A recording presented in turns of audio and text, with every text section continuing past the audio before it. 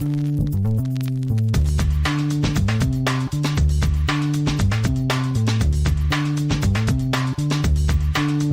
to the acclaimed podcast, The Deep Dive, featuring your esteemed hosts, Andy Monitor and Drew Dinzik, powered by BetSperts. Welcome to The Deep Dive. It's the month of July. It's time to really get going with our summer homework. It is. The Hall of Fame game is in a month. Yep. I have to go find. I put together so many spreadsheets last year of just like data or not even data. I don't even know if I'd call it data, even though it probably is. But a lot of it was just notes, stuff I wanted to have at hand, and I didn't bookmark it properly. Now I got to remember what I called some of those sheets because I took a lot of preseason notes. I want to bet more preseason again. I enjoyed that last year, especially as it was like, I mean, if you really want like CLV that matters, it seemed like some of that preseason, like, oh, this team's 6 points, one direction. Because it's all just based on like, oh, they're starting their fourth string quarterback because that's what they're doing today. And that's going to go poorly for them, even against the other team's second stringers. So get ready for that starting in August. I'm pumped for that. I'll have probably just the newsletter will be completely focused on just betting on the preseason, getting ready for the season. But yeah, like you said, we have the schedule soon. We have what we talked about a few weeks back. I don't even remember what podcast it was.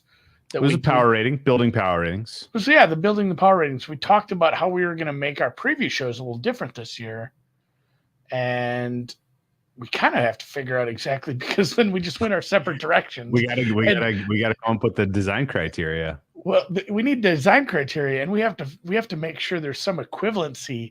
We can't come to the table and be like, all right, Drew, how did you rate this team's quarterback? And you're like, well, I didn't do quarterback. I did quarterback plus this, or quarterback expected value. And, we can't come to the table and I'm rocking Celsius and you're rocking Kelvin. We need to find some sort of standardized language, because I think we're going to go through each team and we're going to have some different power rating. Well, I think we can talk about our power rating for the team going into the season, where we have them minimally, where we have them ranked. Hopefully I don't care. I don't think I have like a power rating system needs to be put behind multiple locks and keys and a paywall or something. I'll just tell you what I have my numbers at before the season. I don't care. Okay. But we also want to do, here's where we have this offensive line ranked or power rated. Here's how we feel about, I think we're going to do it probably. What do you think for position groups? Quarterback, O-line, yes. Wide receivers / tight end. Say skill position groups. So throw running backs in there, because we'll throw running backs in there. And I'm not wasting time on running backs. All right, so 3 for the offense. Yep. And then pass rush. Yep. DBs. Yep. And then probably like linebacker / run stop is kind of one thing. That's right. And then coaching / special teams will be just kind of off in its own little realm. So maybe like 8 points for each team, 8 data points. We'll see I think it'll be fun. And I said this off air to Drew in the chat. I said it'll be fun if we don't know each other's ratings at all for this going into these, because I think that'll spark some good conversation where you're forced to defend some of the big differences we have in certain aspects, or at least justify what the hell you're talking about. Because I think a lot of this is, once you get past the initial PFF player level ratings, or trying to forward cast some of last year's stats into this year, especially in, let's say an offensive line that rolls over 3 different, 3 of the 5, you're doing a lot of wish casting at that point. And I think you're going to need to, you or I are going to need to defend what we're saying about that and why we think that's a proper rating for that group. Okay. And if it depends on the quarterback and whatnot and this and that. It's going to be fun. Okay, so a couple of ground rules for this process.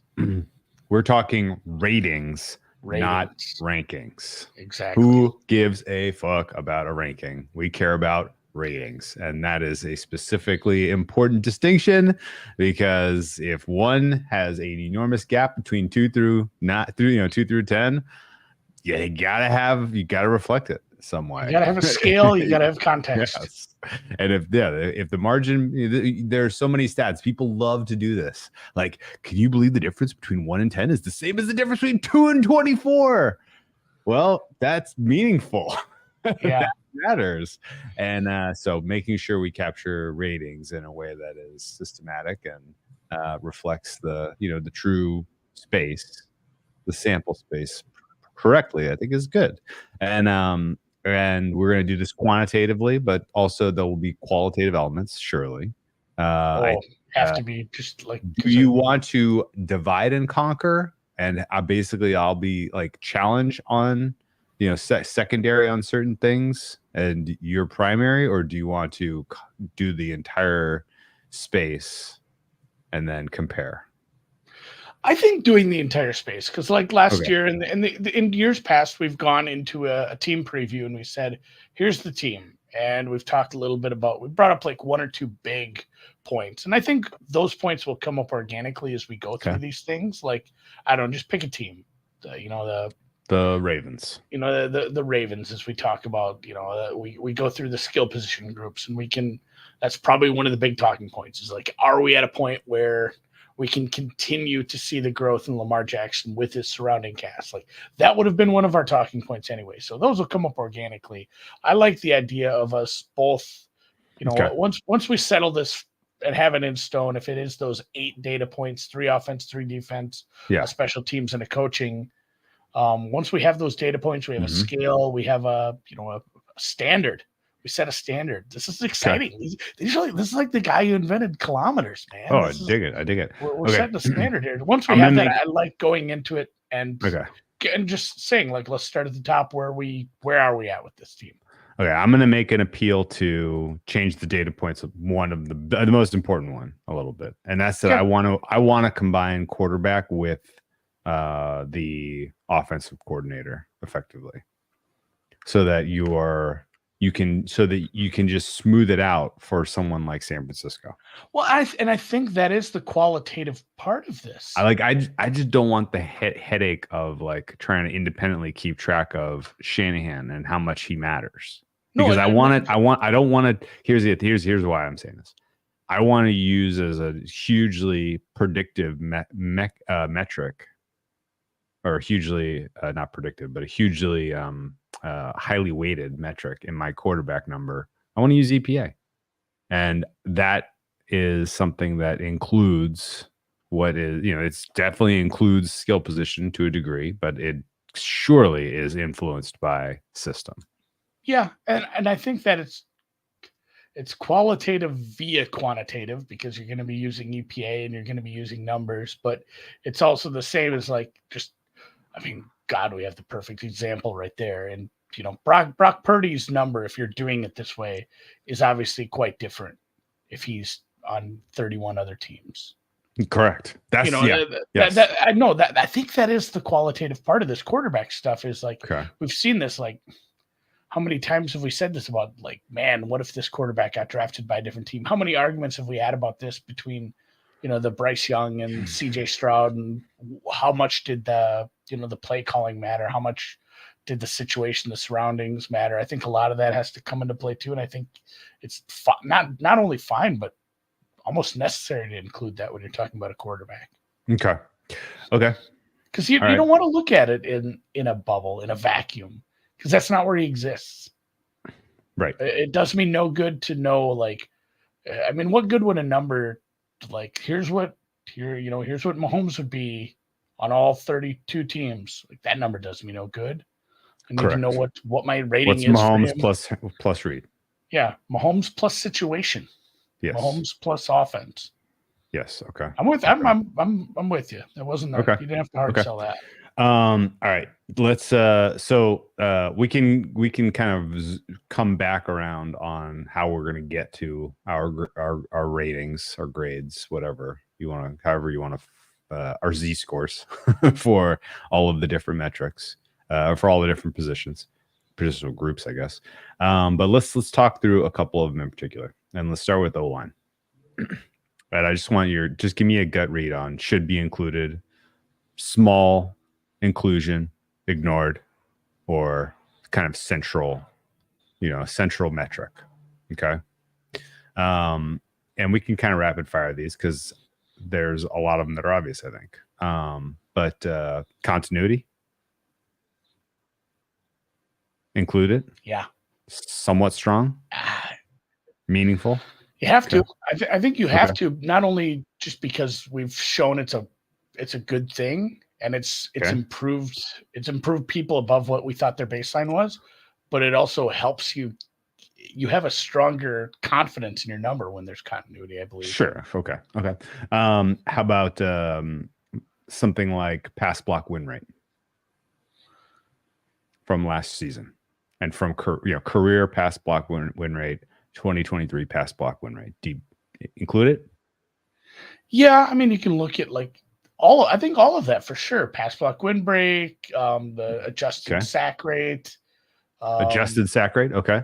Yeah, I mean, even, and I know running is never going to be quite as important because you just don't get the chunk play. You get credit for it if you're good at blocking. I mean, you can look at yards before contact, the adjusted line yard stuff, all of that stuff, and especially and I think this is where we're going to find some interesting points. I'll let you get onto this in a sec. That how everything, we talk about this 100 times, how everything's connected. A lot of this is going to have some context. Hey, I gave this line a higher rating than I probably wanted to because I believe the quarterback last year was a problem. Sure. Or it's lower because this team could be better. This offensive line unit could be better, but their quarterback takes, sacks above expectation at a higher rate than, a lot of people in the league. And I want that in the quarterback though. I want to divorce it from the offensive line. It's going to be in both. It's got to be in both for me, I think. I'm going to try to divorce it. It's going to affect how they're rated. Okay, because if you're holding on to the ball for an eternity, like Sam Howell was last year, your numbers are going to look like dog shit. It shouldn't count against you in terms of a predictive metric.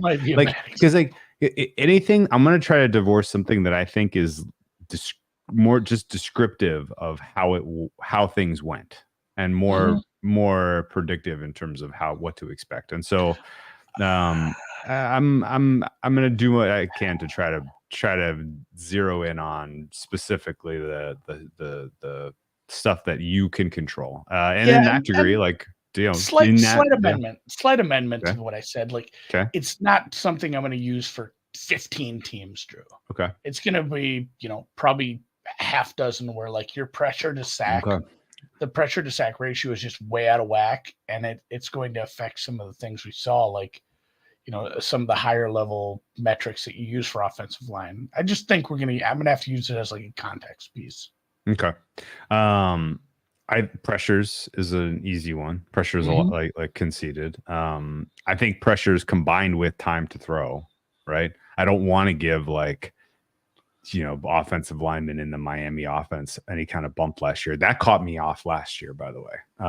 Last year I had a way higher rating than I needed, ought to have had on the Bengals, when I didn't really account for the fact that Burrow was getting the ball out of his hands in 2.1 seconds. And that just made, in general, the offensive line look better at pass pro than they were. And it kind of led me a little bit astray. So I'm going to combine pressures with time to throw. In terms of backward looking, I think the interesting question about PFF grade. Put it in. It's got to be part of it. It's systematic. It's got to be. It's not systematic. It's consistent, and it's going to be part of things. It is for me. Highly weighted. Scraped all that. Highly weighted. I've told you again off air. I said I've spent way too much time on offensive line. Yeah, I'm not sure yet. Okay. I don't think highly weighted. I think it's a big piece though. Okay. How about age? Man, we need Darko charts for O linemen, don't we? I have some. There's I have shapes of common shapes. Like, when are you peaking? Yeah, we can you could probably look at that. I haven't put How any of about, that in outside of just like the okay. context of, hey, this guy's old as shit. Here's some weird ones. Height and weight. Have you done any back testing on? No, really. I'm just curious because the Brandon Thorne Athletic NFL pod that might have come out today. I see that they started adding up weights together. Yeah, there was a lot of adding up weights, and I was like, does that should I be doing that? Like, I didn't know that you should be adding up weights. Yeah, Andy Libs here is gonna, everyone's body shapes. Everyone's body shapes are different, Drew. Do you think that matters? And that's okay. Different guys. Should height and weight go in? Different guys carry their weight differently too. I don't know if you're going to be able to like find signal in that. There's some of these guys like, how is that guy weigh that? And it's his muscle mass, how he's built. Some people, you take 100 guys who are 6'6", their waists aren't all at the same spot. The torso's different. Like, of course, everyone carries their weight so much differently. How about raw athletic score? Probably not for me. No. Okay. How about just as a proxy for all of those three, draft pedigree? I don't think so. No, because different drafts have different strengths. Yeah, not only that, but different needs. Like, hey, this guy would have been drafted higher in the year before him, the year after. I don't think you're going to find meaningful usefulness in that. Okay. How about for guys that have gotten a second contract? How about compensation? What does the fair market think you're worth? So the only place I'm using compensation is some of the weightings I'm using when I'm mashing it all together. Okay. Which I think makes the more I look at that, I'm like, wow, this is actually pretty good ratio. Yeah. You know who's really good at figuring out what matters in football? GMs. The invisible hand, man. yeah. Adam Smith. Adam Smith has really figured out. Like, I know we have this conversation about running backs and they're not getting paid. It's like, well. Okay. Anything else I didn't remember to ask you about for offensive line? I think you've covered almost all the stuff I have. Okay. I'm gonna have to double check, but I mean that's so much of the.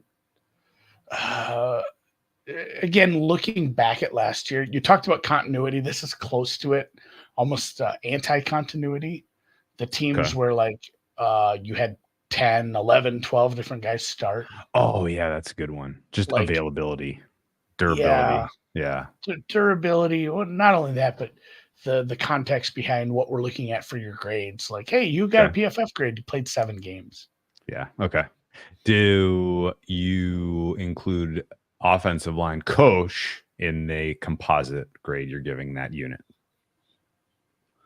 I think again, probably have to, right? Again, only for a few teams where it's like, hey, maybe somebody's dad came and and you should get a little bump because he's a known quantity, or if there's been turnover and it looks like a lazy hire or just a shitty upgrade internally. Okay. Are we accounting for system and what you're being asked to do? Like does something like play action percentage? So now, this is interesting because you pushed back on me being able to use like pressure to sack ratio with the quarterback. Sure. I think you're delving into the same waters here. Where that's what I'm asking. That's what I'm asking. No, that's what I'm saying. Like I think that's definitely going to be part of it because again, we're not grading this offensive line in a vacuum. We're grading them. We need to know how they'll perform in the situation they're in. Right. And scheme definitely matters. Right. I mean, go look at. Right. RIP. You're right. You know what? He didn't die. You're right. Kelsey. This is true. You go find a center or a guard who just, like Kelsey, who moves so fast to the outside. Like guys like that make running games happen. Okay. So how are we going to capture the intangibles? Like, what is your quarterback doing? What is your offensive coordinator asking them to do? And honestly, what is your expected game state? Right? Like that was the last thing I had. Like again, we Game talked about state. like a Patriots team where maybe we're probably kind of down on some of these offensive lines anyway from some of the lower end teams in the league, and I don't think anyone's going to have the Patriots. Again, we're going to do ratings, but let's just talk rankings. Nobody should have the Patriots offensive line out of like the bottom 6, 7. 30, 31 or 30. Yeah, like they're probably bottom 4. And then you throw in that game state where, you might be trailing all the time. And you have a quarterback that might drag you down. And you have an offensive coordinator that's never called plays. You've just named like 6 things that aren't going to help you, and you're already poorly graded. Like, I don't see how you can't add a little coefficient of, hey, here's another negative on you. Like, guess what? You all lose another %. I kind of can't believe the names on their offensive line 1 depth chart. These guys, really? Yeah. Wow. I don't know that anyone's is anyone not gonna beat them? They're gonna beat 32. I gotta guess. This is quite a mash unit. I mean, again, this is more unknown because of the turnover, but the Saints could be in a bad. Is it bad? Spot. Is that one bad too? Like they drafted Fuaga, but sometimes rookies don't just step in and produce, especially if you're a Saints rookie. Jesus, they've had between Penning and the other guy, it's not like they've had real good luck drafting offensive linemen. 10 years ago it was working, but no, that's there's a couple teams that are probably down there for me too. Okay. Sam's in the chat. The Commanders. The Commanders do look bad. I was gonna actually I'm so down on the rest of the NFC. Well, that's another one. I was kind of warmed up on the Commanders. Like, maybe they could do something. They got a mobile quarterback. Who cares if they're offensive line? And then you look at it and you're like, oh wait, they're starting Cornelius Lucas at left tackle and Andrew Wiley at right tackle. Oh my God. I don't even know who the best offensive lineman on this unit is. Like, this could be bad. Yeah. Didn't they get the guy from the Cowboys? Yeah, sure. It's Tyler Biadasz. I don't even know how to pronounce his last name, but it was he like their 3rd or 4th best O-lineman last year, something like that. Anyway, okay, so that I think that covers O-line. Skill position group. Okay. I think it's important to that there's an overall budget you're working with, right? You only have so much food to feed all of the mouths. So you can't just add how good is wide receiver 1 with wide receiver 2 plus wide receiver 3 plus tight end. Like, it can't be a sum. Okay. There's got to be a rate component to coming up with a composite skill group. I'm treating this much closer to how fantasy football, stats guys, fantasy football analysts treat things. Okay. Where hit me. Talk me through it. No, I think really this is skill position group is keep it simple, stupid.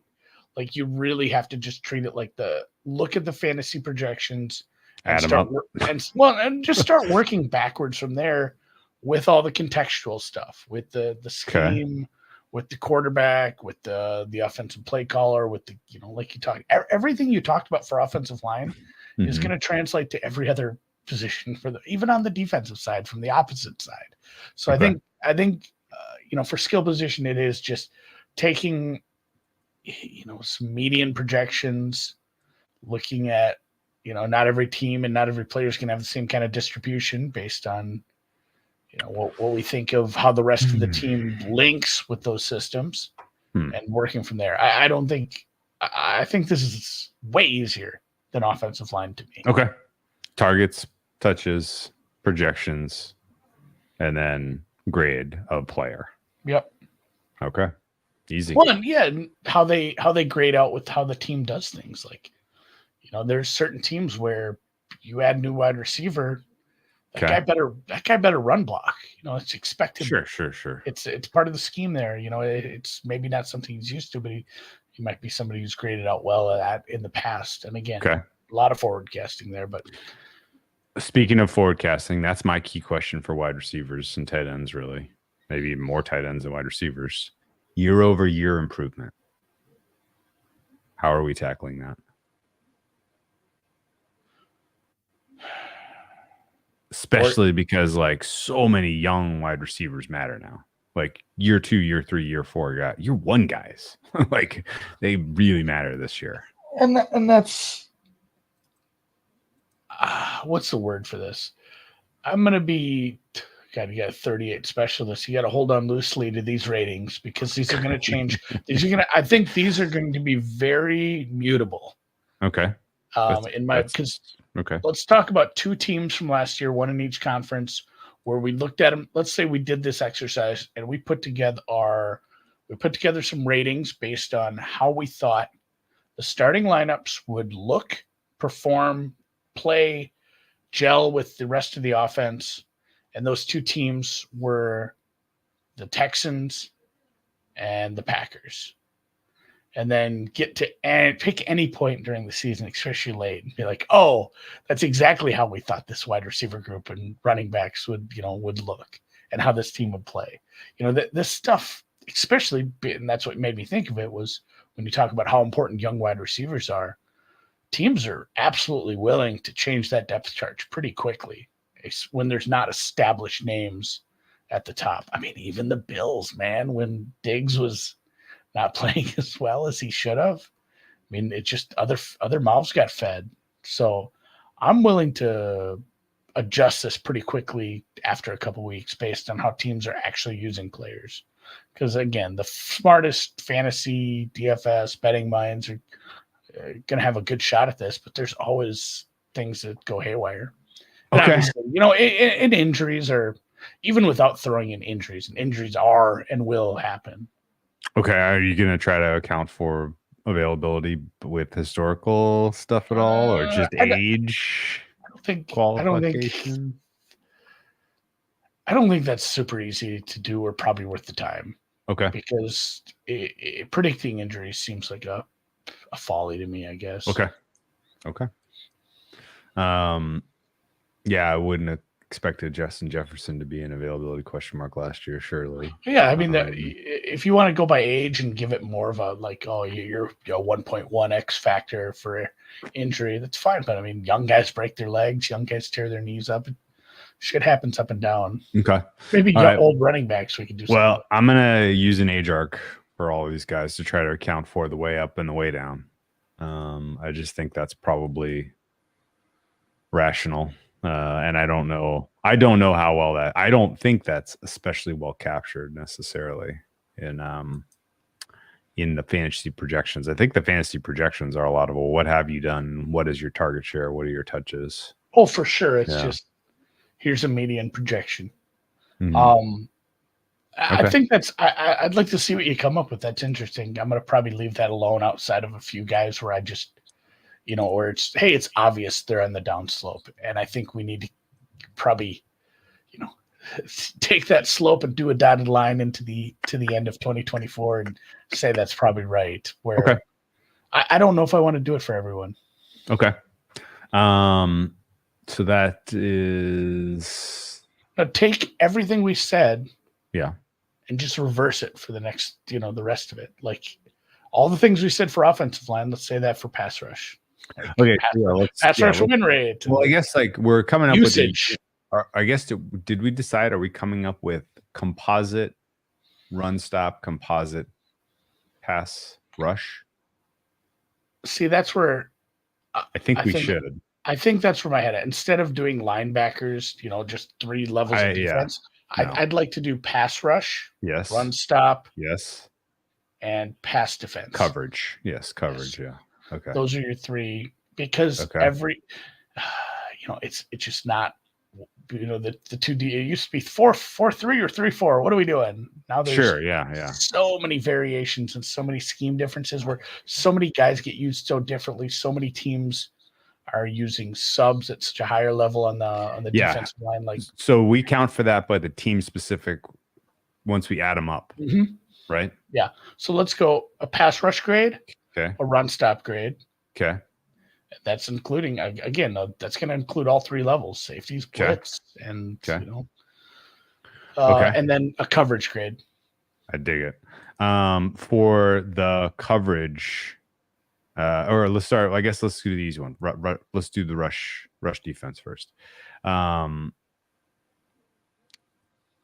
What? I guess easiest. I guess. How do you take a unit from last year, a run stop performance from last year's defense, and modify it with the new roster? The amount of time I'm going to spend on defense will be A fraction. the ratio of what I spend on offense and Okay. my time will be like 70-30.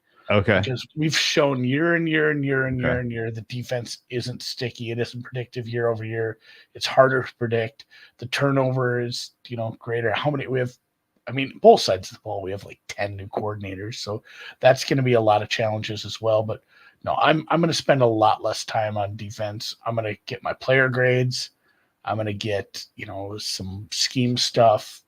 Maybe Player grades. look at, Okay. That's last, if player there's grades continuity, incorporate stuff like missed tackles, right? Like that was kind of what I was getting at. Like, are you going to try to pick specific things that a guy did well or poorly, created pressure, missed tackles, and try to specifically account for that, or just use a PFF grade, which is probably a very aggressive shortcut to that? I think that's probably where I'm going. If there is continuity with the defensive coordinator, the scheme, the defensive-minded head coach for the last few years, maybe it's worth looking back a couple years in some of those teams and using some of that data, because things don't change too greatly as long as there's not turnover for them.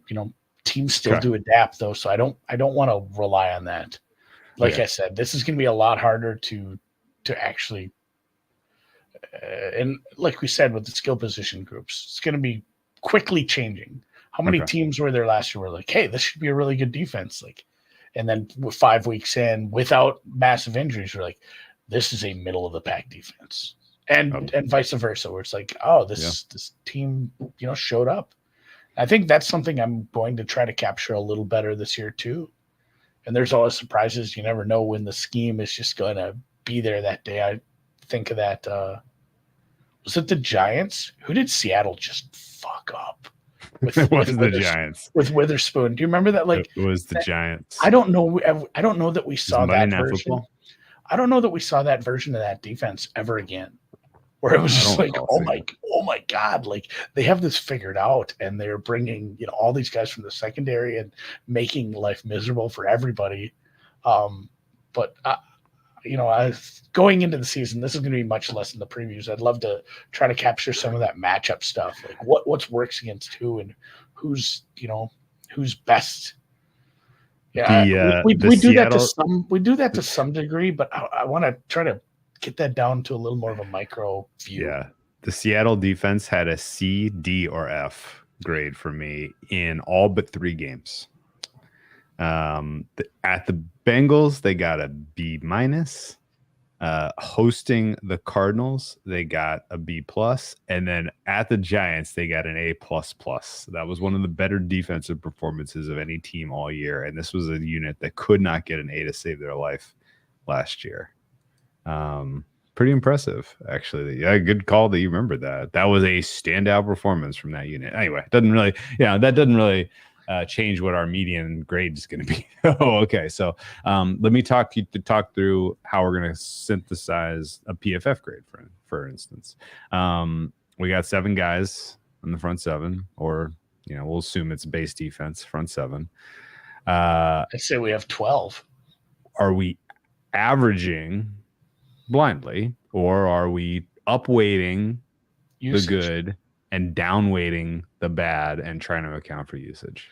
Gotta account for usage. That's going to be the most time I'm going to be spending is figuring out, projecting some sort of usage for these guys based on how they were used last year. A lot of it's going to come down to, you can't just look at snaps. We got to look at, availability plus snaps. Like, did this guy get this many snaps because that was his role? Did this guy get that many snaps because there was an injury? Or did he get that many snaps because somebody else was injured and he was filling in? Where's this guy actually probably slotted, and then weighting it accordingly? Okay. And like I said, it's not 7 up front. It's probably more like 12 because of rotations. Okay. So something like tackles is tricky, right? Like just like a raw stat, like tackles is tricky because technically you're doing. Yeah, go ahead. So, and this is the same in other sports. We've had this with like official scorekeepers in the NBA. You know that sometimes that gets tricky with rebounds. Oh well, yeah. It's the data itself is sus. So that's the thing with tackles. Like our friend Ryan Noonan over at 4for4, when he does his betting on tackle and assist props, a big part of his handicap is where that game is played, because of the official scorekeeper that's putting the tackles and how they are giving half tackles to other people.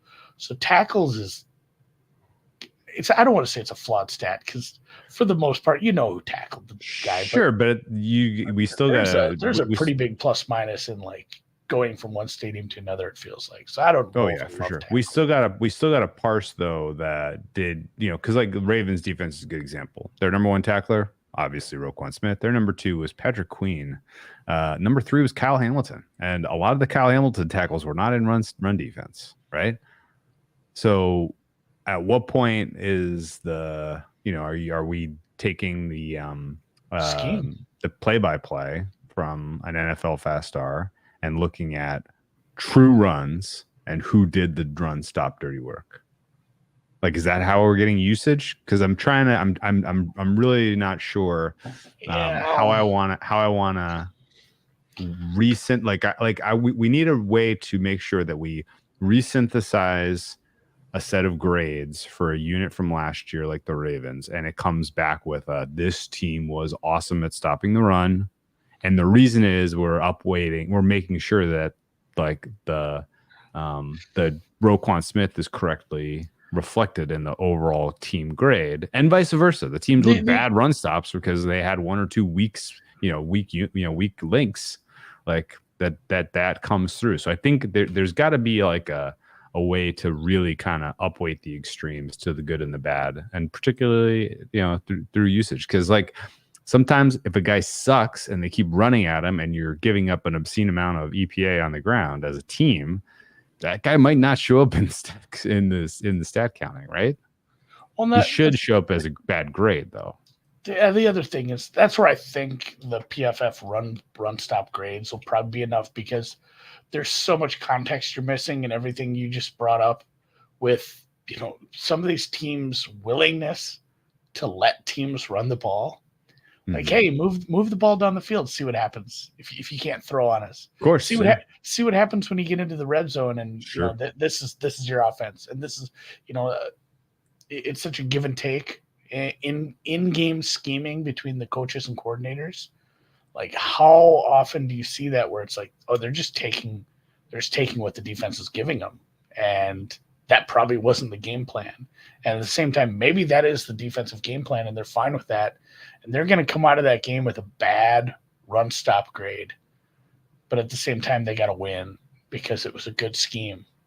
So I hate to put too much into it outside of just like the PFF grades and probably success rate. Contextualizing success rate and EPA together with the grades, and that's about as far as I'm going to want to go with that.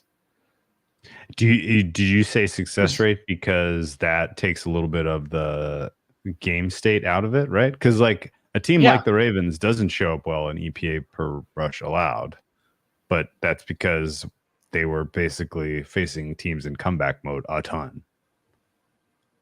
Yeah, game state matters in all of this, I suppose. And that's a good point. For success rate, is it in there? Do you know what I'm getting at?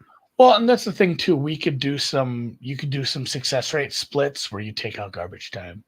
Where you say like, hey, maybe I don't give a shit how your run stop grade was in garbage time because you were a bad team. and everyone was running against you late, and you didn't care because you were down 15. Okay. I don't have an opinion on the soccer tonight. Seen some people that like Colombia. I think this is going to be it'll be a good one. Not as good as I don't know how to say their new name. Turkey. Is there really a change in the pronunciation? Not the pronunciation. It's a different word. Oh, okay. There's like an I and an E at the end. It's Turkey, I think now. Is this like how Kazakhstan changed their name to begin with a Q? Yeah, I mean, or New York. Czechia. Czechia is a new one too. Like, Yeah. I don't know. It's working for some teams where they change their name. Yeah, back to the. I think I'm going to be better qualified to answer these questions in about a week once I spend my time on. I haven't spent any time on defense really outside of just like mapping it a little. Okay. I've scraped grades. I've mapped it out. I cleaned up the freaking depth charts. The worst part about scraping the depth charts from our lads is they have those little 24 unrestricted free agent where you gotta clean up the strings and then flip them around so they're it's not last name comma first name. So data wrangling and cleaning, that was the first full day of this. Yeah, I made some what do you want to call it? I broke some of my own cardinal rules last year when I was building my stuff, and that I made it difficult to spin up this year after a long time layoff. Like, if you're gonna model, like, you absolutely got to do it in a way that is easy, repeatable. Yes, put that foundation in. Put the foundation in. Do it right on the first way so that you're not rebuilding the house every single year. It's absolutely crazy. A couple of things that I did for my process last year that I was excited to repeat. I have spent a lot more time than I intended to rebuilding it. And I'm like, did it really take this long last year? I can't believe this. Yeah, that lesson learned there. Yeah, I think, did I have any questions for coverage? So, defense, it sounds like we're basically just going to be leaning pretty heavily into PFF grades with some extra spice for EPA pressures, success rate, stats, rate, okay. And then on the coverage side of things, how do we handle the weak link aspect, right? Like, a guy who's going to grade well doesn't really matter if they're throwing it away from him on every down, right? And or are you getting the right grade on a guy if teams are electing to throw away from him because his coverage is so good, right? Or do we try to use some next gen true media type stuff here to get a better actual number on some of the coverage? That's where some of the just knowing, watching football for a long time is going to matter in season, knowing like, like the secondary is going to get torn apart now because they were so reliant, like just knowing that, the time to throw or the pressure rates were high enough and now they're not going to be, and we have to make big adjustments. I don't know if we can do a lot of that preseason. Okay. I think we need to see a little ball before we can you talk about turnover on some team. Every team has a turnover. At one level or another, there's not a lot of teams where it's like, man, we've got like 10 of the 11 starters back here. It's just so rare. It's so rare and it sucks. And even if it is the case, you still have new rotational guys on the defensive line. You probably have like a new nickel corner. You have, your third safety, some free agent. Like, there's always something that's going to throw some loops in your Fruit Loops. Which already has loops. I still need to go back and listen to the trench one and remember what the damn haircut line was. Yeah, he wasn't there to hand out haircuts or something. I don't remember. Or he was fine just taking haircuts from the arbitrage players or something like that. I can't remember. Anyway, let's do a little schedule talk. So the rest is sort of the only thing that really kind of changes year over year. Like, the travel is what it is. Last year, there were a couple of specific wrinkles that mattered a ton, like the Bills going to London to play the Jags on the second week. The Jags were in London, and that I think the team that is on the short end of the stick for that this year is like the Patriots or something weird. So it's like, okay, well, they're already that's not gonna change the fabric of the way I see the NFL playing out this year. Sorry, Patriots. But the rest is pretty wild, and the numbers that usually get scrutinized publicly for being kind of lauded as meaningful are like the cumulative advantage and disadvantage, which we, I think fairly poo-poo. But there's a correlation this year with the cumulative number actually being similarly a significant number of games with the disadvantage, which I think matters more. Right? Yeah, I don't like when we just add up and like this team has add them up. Who cares? Well, so like let's. You know what's a great example of this is the Austria-Turkey soccer game from earlier today. Okay. XG. And if people aren't familiar with XG from hockey or soccer, it is expected goals. And it's basically all the shots you take. And, if you took a shot from 3 inches away and the goalkeeper was on the sideline getting a drink, it's worth a goal. It's worth 1 because you make that shot 100% of the time. It's based on the difficulty of the shots.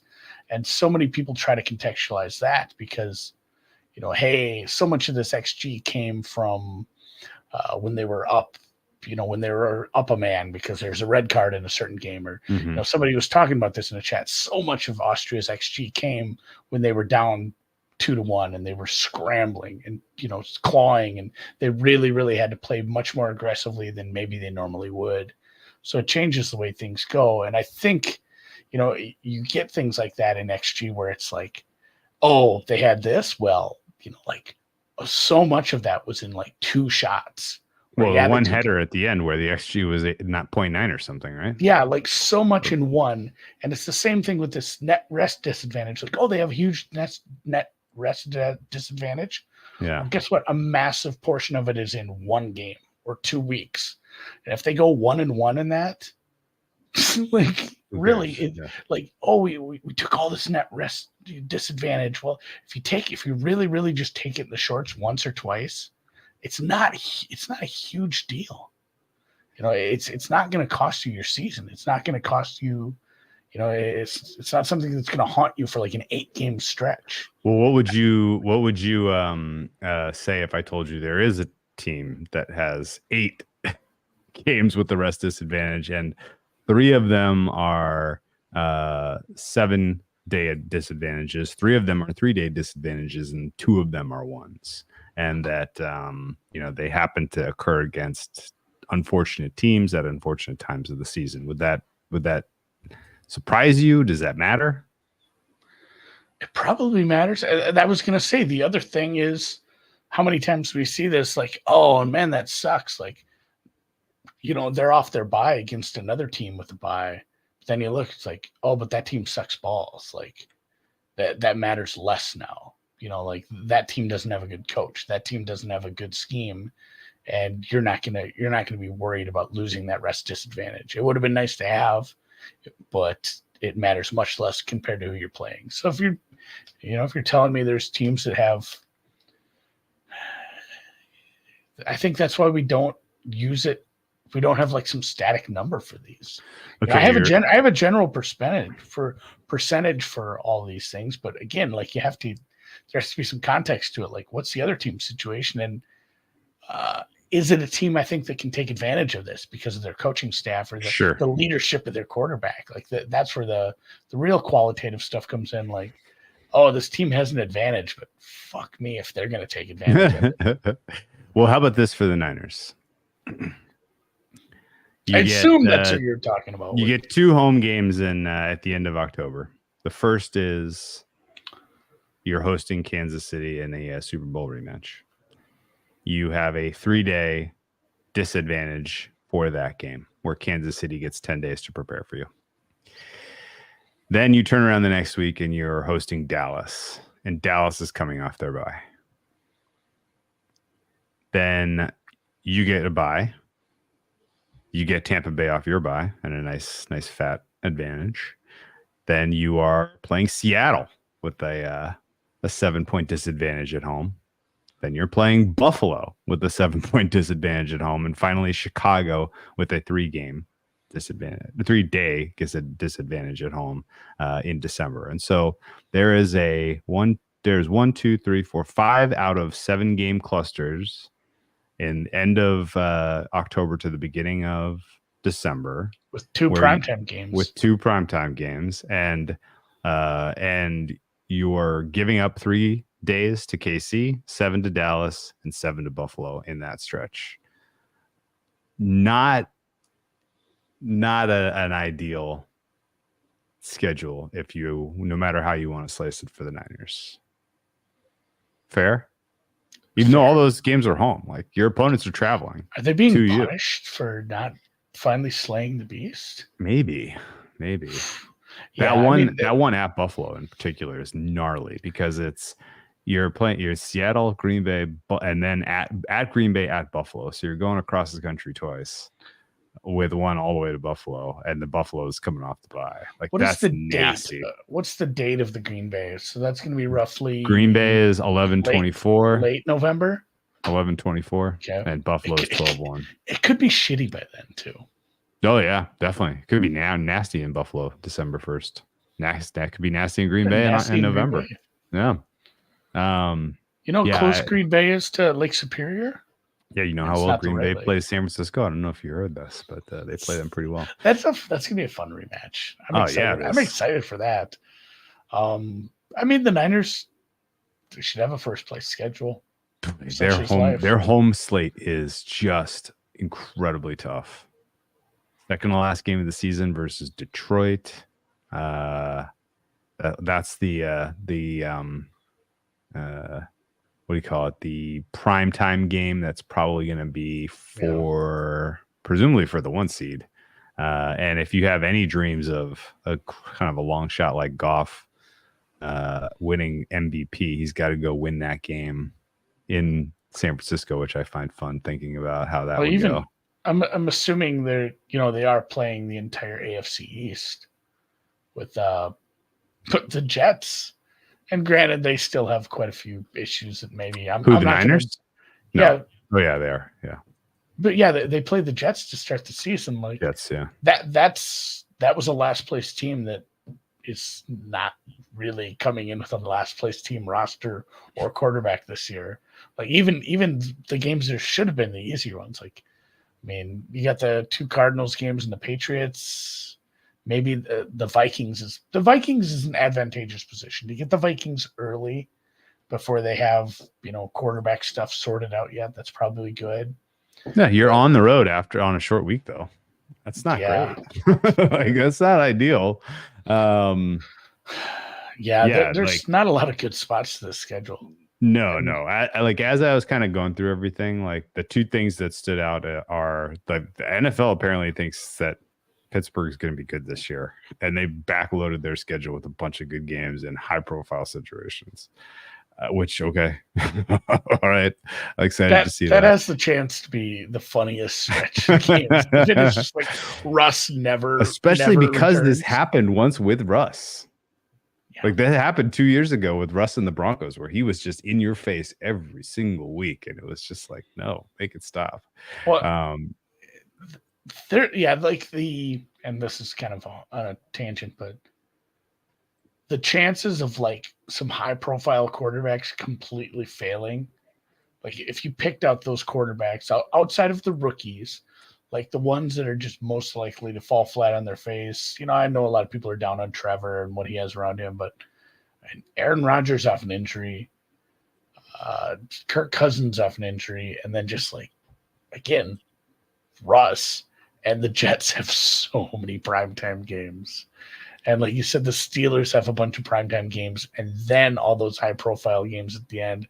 The Falcons have, like, I think, 3 of their first 5 games are like standalone games as well, too. which seems like the wrong spot to put those in. I'd put them at the end of the season. So it'll be interesting if we get more of that. Like, why are you guys so bad? Or why are you guys jinxing these teams by throwing them on primetime? Because, man, we put up with a lot of Jets. Jets, Bears, Giants last year.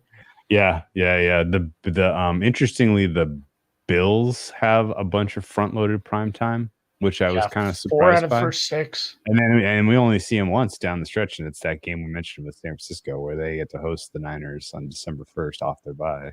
The Packers backloaded primetime is interesting to me.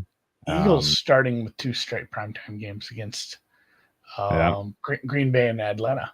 Yeah, and Green Bay, by the way, Eagles, by the way, traveling to Brazil and then coming back. Kind of excited to see what that, how that matters. They are home, both Eagles and Green Bay, by the way, after going to Brazil. They give them a Monday. They give them the Monday night game. Yeah, they're home, so that's interesting. So that's the thing. Green Bay plays on Sunday. They did give the Eagles the extra day to rest after getting back from Corinthians there. But the Packers are, like you said, they're at least at home there versus the Colts in week 2 there before they go. Eagles have an early bye too. I don't love the Eagles schedule just looking at it. That's a tough division. Your out of division schedule is Green Bay and Atlanta right away. I guess they play the AFC South. That helps. You know what I don't really understand? These are the teams that only got one primetime game. You ready? Okay. Or I guess I shouldn't say primetime because I don't think I gotta double check my times on the Panthers, but the Panthers have one international game against the Giants. I mean, good Lord. I don't know what country we're sending them to or why we're punishing them. I think that's Germany. Munich I is will. giving Panthers, Giants. Yikes. Yikes. Week 10 too, so that could be like a combined 3 wins in that game 10 weeks into the season. But Panthers get one standalone game. The Cardinals get one. The Raiders get one standalone game. The Titans get one standalone game. The Colts get one standalone game. One of those 5 teams is not like the other, and it's the Colts. Yeah. I'm not sure who in the world doesn't think that's going to be an entertaining team to watch. And honestly, like the AFC South, they seem to have whiffed on how fun and competitive this division is going to be this year. Like AFC South is going to be must watch a lot of Sundays and in the red zone window. That'll be the big game That's interesting. Like as I'm digging in a little, I'm kind of falling for the Titans might not be that bad. It's kind of a bunch of teams where I don't think anyone's that great or anyone's going to be that bad. Where I'm a little buying into the sophomore slump for our good team. And then I think everybody else in that division is a little better than maybe letting on. Where I'm kind of with you there. I think there could be some fun games, and especially the Colts. Like the Colts, fun team. Yeah, fun, good team. They drafted another wide receiver. They're getting their quarterback back. They have a smart offensive mind. Like sure, that's a team I want to watch. As it stands right now, there is not a single AFC South head-to-head in primetime. What are they doing with the Thursday night games early then? They're using them. All right. So obviously Ravens, Chiefs to start out, and then Dolphins, Bills. Yep. And Jets versus Pats. Yuck. Jets, Pats. Why are we putting the Pats in primetime at all? Jets, year? Pats. At New York. That's just I guess they do an offering there. Yuck. Cowboys, Giants, which back again, to New York. What would? So it's in New York, which helps a little, but what's that spread? 9. It's not small. Yeah, I was going to say touchdown or better, even on the road. Falcons, Bucks, week 5. There's your. It's okay. If the Falcons are figuring it out, and the Bucks are still, we're getting Baker without Canales is playing well. You know what? This one I don't hate. Niners, Seahawks. It's at Seattle, so that helps a little. And those two, they just don't play normal games. Here's the worst fucking thing I've ever heard of. Thursday Night Football, week 8, week 7, Saints Broncos. Sean Like, Payton back in the Big Easy now. No, like that's your whole selling point. But it's a low key terrible game. Yeah. You know what? Real quick, again, like in terms of who got kind of shit on with the schedule luck, or at least with the sequencing, the Broncos got it bad, and I'm not exactly sure why they would do that to the Broncos. The Broncos play 3 games where they're at a 3-day disadvantage. They play 1 with 7, 1 with 4. So they basically have 5 games on their schedule where they are in the hurt locker. And their bye gets neutralized. They only have 2 games where they have a small advantage. So sucks to be the Broncos this year, especially considering how little talent there is on that roster. They close, and I know, Herbert has no weapons, and that stinks. But they close with at Los Angeles Chargers, at Cincinnati, versus the Chiefs. Like, and I mean, the game before that's a home game with the Colts. Like, it could be a rough end of the season. I don't know. Yeah, I mean, like you're talking yourself into coming out of the bye. Well, we're gonna see what our young team can do, and we're you're getting just Shedeur. You're just getting crunched. Bang, bang, bang, bang. Yeah, that's maybe that's the fairy tale ending. You get to draft the Colorado quarterback to the Denver team. You just used first round capital on a quarterback last year. I don't think Peyton gives a shit. He'll give up. Okay. What if Bo Nix stinks? Do they for sure have their first round pick next year? Boy, that's a good question. They've traded a lot of things away. They have. Okay. Well, whatever the case is, that's who do you think's favored to be the just tankathon right now? Probably Patriots. It's Carolina, which I'm gonna have to look at what they're using for that. Denver's third. It's Carolina, New England, Denver, Washington, Tennessee, Giants, Las Vegas, Arizona, Minnesota, New Orleans are your top 10. No, the fewest expected wins right now is Patriots, and then Panthers, Broncos after that. Titans in the mix, Giants in the mix. Surely Commanders should be in the mix based on what I'm currently digesting about the weaknesses on that squad. Okay. The good teams that got a bump from the rest gods include the Chiefs. Again, okay. Oh, that's what they needed. Let's give them a little help. Yeah.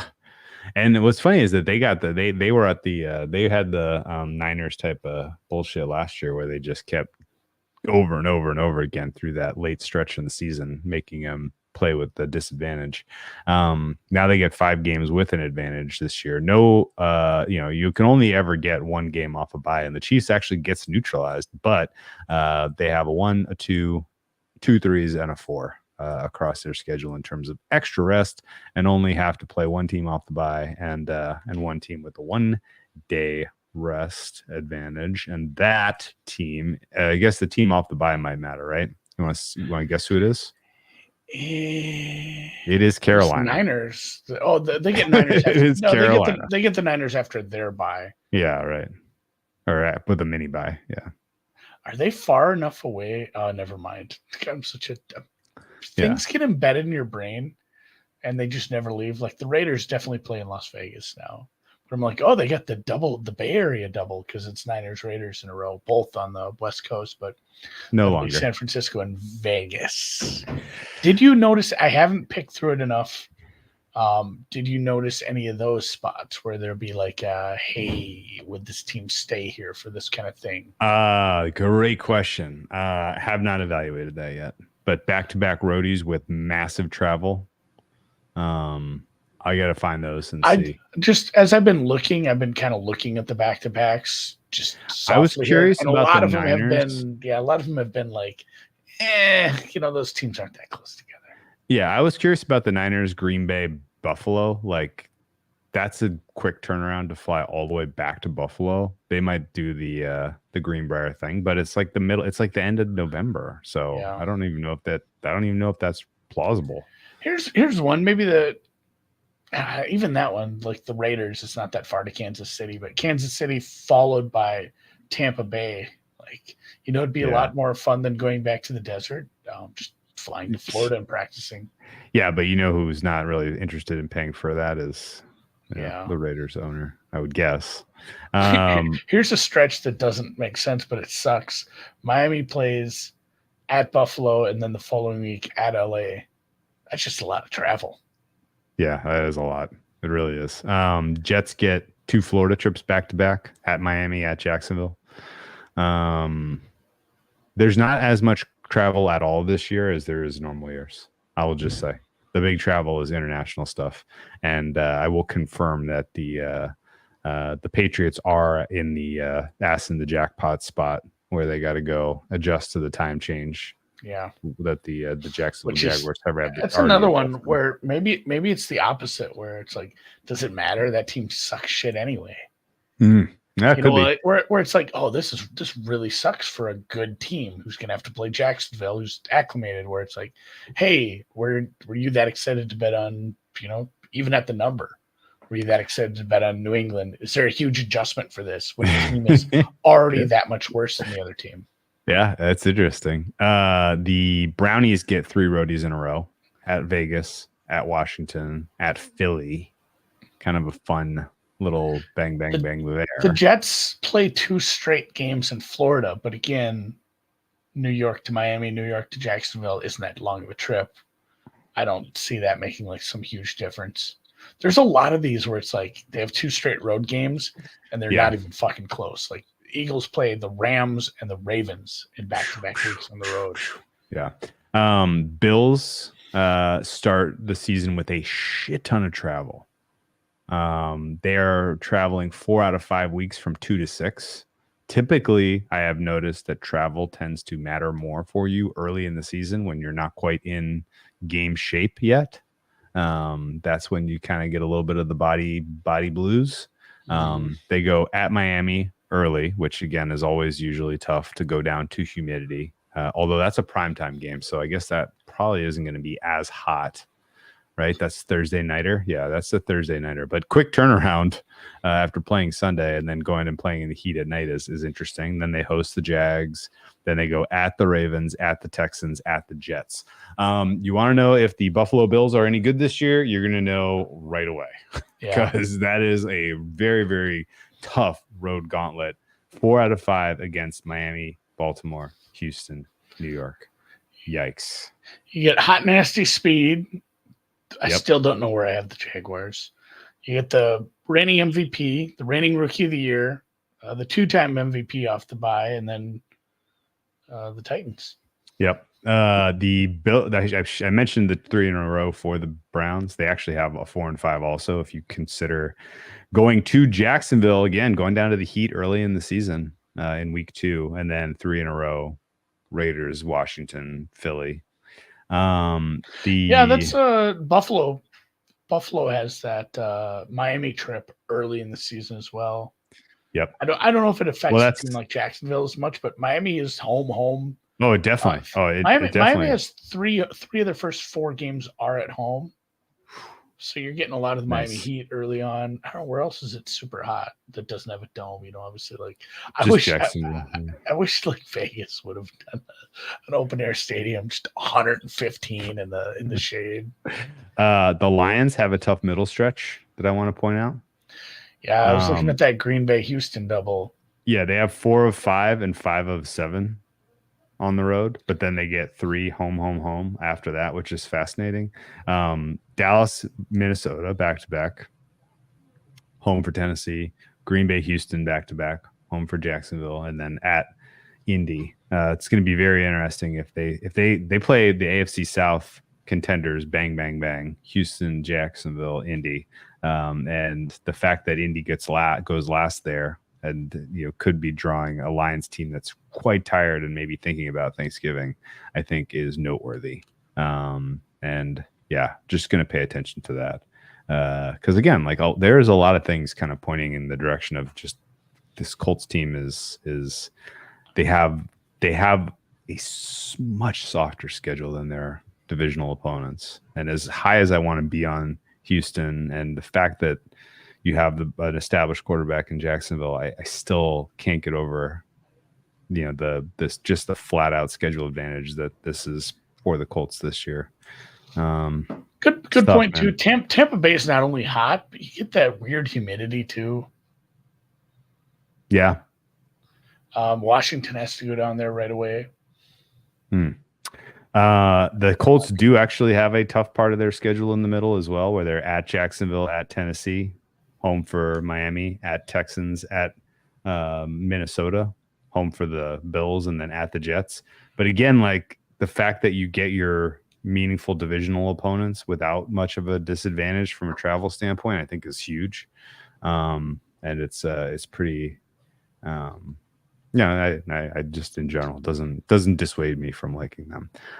Who draws going to altitude early in the season? Did you check that already? Yeah, so Denver kind of has a goofy spot because, Pittsburgh. Denver's where it's at. Pittsburgh goes there in week 2 after starting. They go road, so they go to Atlanta. That's yucky. That's a yuck spot. Cousins' first game. That crowd's going to be, pretty. Every crowd's amped. It could be fucking amped for that, and then they go to altitude. So don't love Pittsburgh's schedule in general because the beginning and the end is awful wonky. 3 out of the first 4 out of the first 6, like we said, are on the road. The other road game is week 4 at the Colts, which could be another kind of tough one. Maybe we do this every year and we're shown to be fools every year. Not you. You were a Tomlin guy last year. That's right. You had your Tomlin shtick for a while, but this might be the year we finally see 7 or 8 and 9. That's maybe my prediction for this one. It's tough, man. I have not digested what I think of the Steelers at all, but their schedule is imbalanced from a divisional standpoint. Do you see that? Yeah. And all of the AFC North comes at the end. Guess which week? So here's the other thing about the Denver schedule. They have 3 out of their first 4 on the road. So there's not a lot of teams. Like the third team to be in Denver is the Chargers in week 6. By then you're acclimated. You got the Raiders. The Raiders and Chargers play there every year. They're familiar, yeah. Yeah, so maybe there's not a lot of that. The early season altitude probably just going to nip the Steelers, Broncos. I'm assuming the international game is at sea level, or is it in one of the inward cities? Rio. It's in Rio, right? Rio. Okay, Rio's Sao Paulo. Yeah, Sao Paulo. Rio. Well, either way, those are water towns. Yes. Okay, so that's not an issue. And the Germany game was Munich. It's not like they're having that up in the Alps. Dude, they're going to do a 2025 fixture in Madrid. Did you know that? Yeah, I'm pumped for that. That's that? a good one. I think that I know the stadium sucked. Actually, it's a great stadium. It's just the pitch sucked. But I miss having that crazy altitude game in Mexico. Oh, yeah. Yeah, no question. Final schedule thought for me was really just kind of looking at the potential MVP deciders kind of late in the season or looking for them. Who can who can hang themselves with the most rope? Like, what happened? What happened to like Dak? What happened to Jalen Hurts? What happened to Jalen Hurts 2 years ago? Like it feels like people lose the MVP more than they win it for sure. Yeah. You have a pretty nice couple of games for Burrow late that I wanted to point out. That's sassy. He gets 2 primetime games late, including at the Cowboys and then home versus the Browns. And then the other 3 games to finish out the Bengals season are Titans, Broncos, Steelers. If they show up in the kind of the standalone games there, the Cowboys and the Browns, they should finish 6-0 down the stretch. Is that crazy? What's more important, finishing with a bunch of wins or finishing with a bunch of stats? Well, I think not losing is kind of the important thing, right? Yeah, like not winning the division, getting the 1 seed, and then putting up the stats in that. Probably one seed winning a division, which those obviously there's some overlap there, and then the stats. Yeah. It's interesting. What do you think about mine was looking at just, and I know this is his numbers can be a little mush too because people are in love with him, but Love ends the season with Seahawks. Four games in a row in primetime? Holy shit. Well, yeah, so you have the 4 games in a row in primetime, and then you have Minnesota, Chicago, who could be, out of it. Minnesota could be trying things with their quarterback. Who knows where the Bears are at with their rookie quarterback. Like, Love could go out incredibly strong, especially if he wins that game against the Lions, which is a Thursday night game in the Pontiac Silverdome, which is definitely not the name of their stadium. Ford Field? Ford Field. Yeah, that Nick C brings up the good point. If you're going to crap your pants, do it early. It's just like college football. Crap your pants, definitely. You know who's better, an 11-1 team that lost early, much better than the 11-1 team that lost in conference late, because that team has no reason to be in the college football playoff. What are you kidding me? Who's playing on Christmas? Do you remember? Is it the Chiefs? Vikings. The Chiefs at the Steelers. The Ravens at the Texans. Oh, okay. And they're both on Netflix. Are they really? Yeah. This was the one where people were like mad about it. It's like, motherfucker, don't act like you don't have Netflix. This isn't like you having to go get Fubo Plus. Yeah, but who's going to be on the broadcast? Oh, Lord knows. I have no idea. That's kind of what I'm like thinking about. You know what? I was about to like one up that and be like, well, I don't listen to the broadcast. I have like the only sound I have on Sunday is I have the Red Zone channel. That has noise. But standalone games, I do listen to the broadcast a lot. Yeah, same. Noah Eagle and SpongeBob. I don't mind Noah Eagle.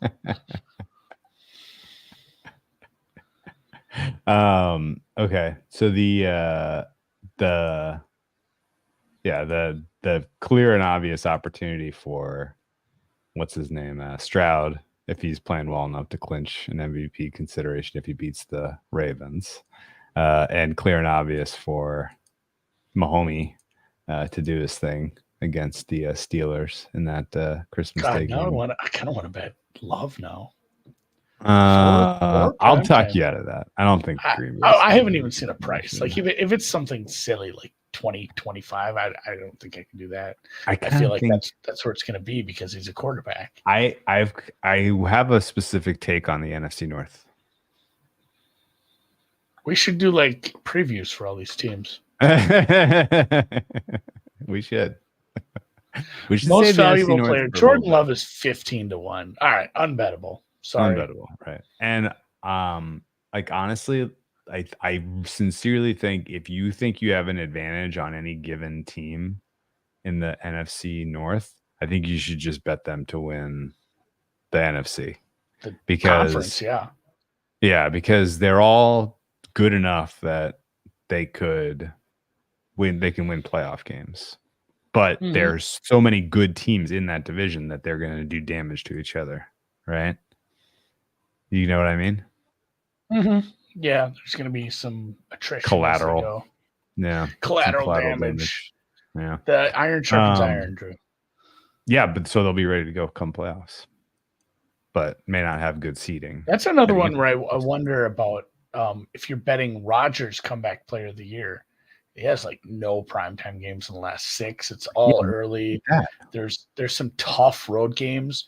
They play the Dolphins twice. If that defense isn't sticky and it doesn't turn out to be as good as last year, what is going on with that? I don't know. That it's really odd. Because there's good teams late. Yeah, like Dolphins, Jets late. Or Dolphins, Jets, Bills. Jets, week Jags, 17. Jets, Rams. Yeah. So here's the thing for Thursday Night Football, and I know nobody likes to play on Thursday, but for that week they went with Bears, Seahawks when they had Jets, Bills. What? They did go with Lions, Niners. That's pretty good. That's Monday night standalone. That's your Monday night game. And so then basically Sunday is Miami at Cleveland. Oh, I hope it snows. there is definitely a whiff of if Purdy or what's his name, Goff, has built a case for MVP going into that Monday night game. That's like, Oh, they can flex that's too. like That's the the poop thing. We can poop flex. their pants scheme. Yeah, Well, for that's sure. the thing too. We have the opportunity to flex games late in the season. It's a good point. It's a good point. Had forgotten about that. They elected not to flex out some games that definitely should have been though last year. Yeah, no, they did. They could have used a little more. Birdie says top two division future, Lions Vikings plus 650. I don't know what to think of the Vikings. I do think Their it's Sam schedule- Darnold's team for a bit. Their schedule was basically made for Sam Darnold to fail. Weeks 2 through 5 and into the bye. Niners, Texans, Packers, Jets. Like, that's kind of fucked up. And then Darnold into the bye. Like, thanks, buddy. JJ, here's the clipboard. I mean, here's the whistle. Here's your red. Sam Darnold. Here's the clipboard. Boy, if JJ, the Vikings get out there. And nothing in life is guaranteed. Great teams lose to bad teams every year. Minnesota should be favored slightly. No, it should be like a pick 'em in New York, if not a slight dog, even though New York's bad, because it'll be, a rookie quarterback or Sam Darnold. If Vikings lose to the Giants, it's going to be a long September up here in Minnesota. Because 0-6, 0-7 are on the board. What's the number in that game? 0-8? Oh my God. What's the first? It's in at New York, Tennessee. Right? What's the next easy game? At the Tennessee? number for that game is Pick'em. Oh boy. Okay. Coin flip that you start 0-5. Oh, and then off the bye, you have the Lions at home. You travel to the Rams. You have the Colts at home. You travel to Jacksonville with a back-to-back in Tennessee. So you're telling me it's a coin flip that the Vikings are the last team to get a win? Back to back, Jacksonville, Tennessee, Chicago. And then Arizona, who's had all year to get their, shit together offensively. Oh man. Vikings. This is a really bad schedule. Should the Vikings be favored in what? I'm gonna have to go look at what I have for my initial numbers. Minnesota should be favored over the Cardinals at home. Sure. Then you have the Kirk Cousins revenge game at home. Then you have the Bears at Seattle, Green Bay. Well, talk to me about last winless team market. 2-15. It was the last winless team market. I haven't looked at that, but team specials. No. Where are we going to find this? Team props. Book you on? Might have to look at a legal book. They love having those. Yeah. There's some funny scoring ones. To make the playoffs. I can bet who's the last winless team. Okay. Minnesota Vikings are 10-1. Should we get down? Where's that at? DK. I don't have any Iowa trips planned, but I can make a call. I was going to make a call. God, that's kind of a good number. Like basically, coin flip, game 1, week 1, and then you're heavy dogs until November. Your ticket could be dead in week 1. It could be dead week 1. But if it survives week 1, then you're talking about the runway into a rookie quarterback taking over in the middle of the season with a tough schedule. And you have the early bye, which is good for a market like this. Yes. Because it gives every other team who doesn't have a chance to win that week. Yes. You don't want the late buy in a market like this. Yes. There are 5 other teams in their tier, price wise: Patriots, Panthers, Titans, Broncos, and Giants. And some of these teams play each other. So, yeah. Well, one more time. Who were they again? Those other teams in the early price range. Well, the Patriots are favored at 6-1. Okay, yep. Panthers 2, 750. Titans 3, 9-1. Then you got your Vikings 10-1. Broncos 11-1. Giants 12-1. It'd be fun to take Giants and Vikings tickets, and then you have one for sure that's live.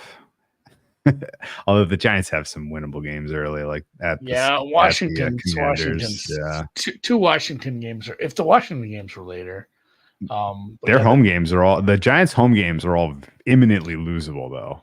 Early, the Cowboys, Titans, Bengals, Eagles.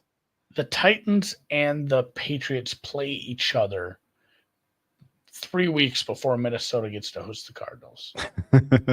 So like one of them, I mean, they get a tie, I guess. That would be well, that's kind of what I was thinking is like, let's play Giants and Vikings and then hope they tie week 1. Then you got 2 runners live. Runner. Oh, I'm gonna have to find this. I'm gonna see if like Bet Online has this or something. We'll have to figure it out. I'm gonna get down on this. I like that. Okay. Saints at 20-1. Never mind. All right. Gone. Betting against my poor Minnesota Vikings. Cool.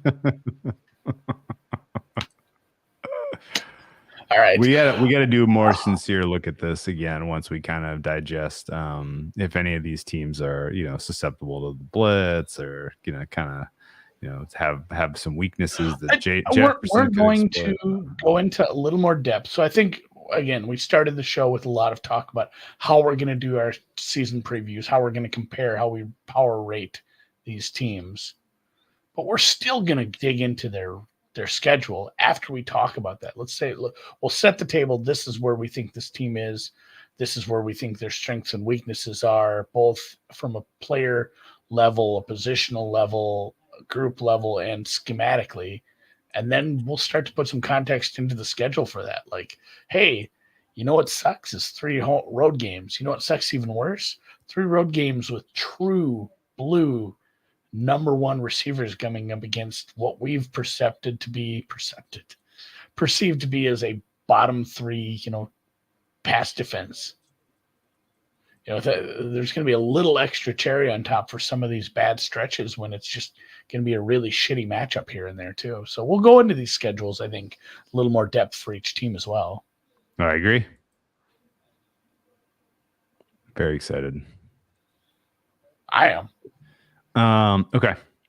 We'll figure out our scales offline. We'll figure out how to compare it. We'll figure out the scales and we'll figure out the order. Normalize it to a nice, like, something easy to present to the people too. Yeah. And then we'll figure out, do we want to do Monday, Wednesday live recordings and then release them every one per day? What do you think? Oh, I like doing that where we released a separate podcast, because then if you wanted just that podcast for the team, you could tack that too. Yeah. Is that hard to edit? No, it's just splitting it and throwing the music on. Okay, cool. Good. Yeah. We can even replay the music in the broadcast. I don't have. I'll do it. I'll do it. Yeah.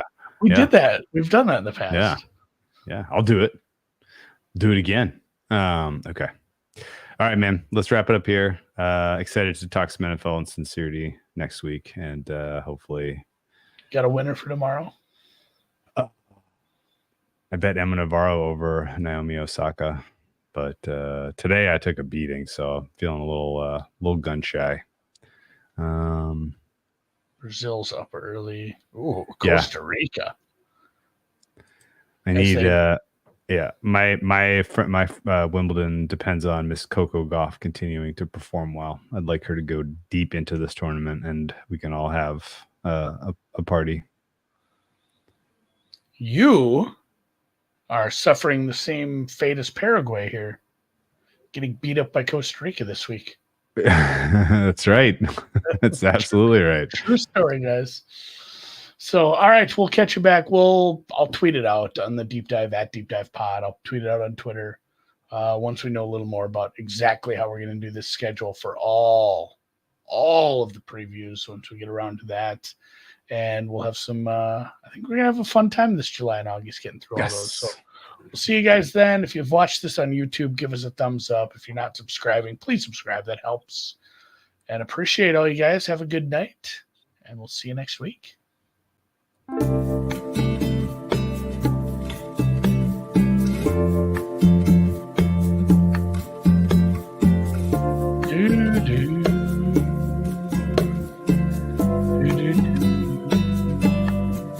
day for Tour de France. Bad day in London. Tadej Pogacar, just the man.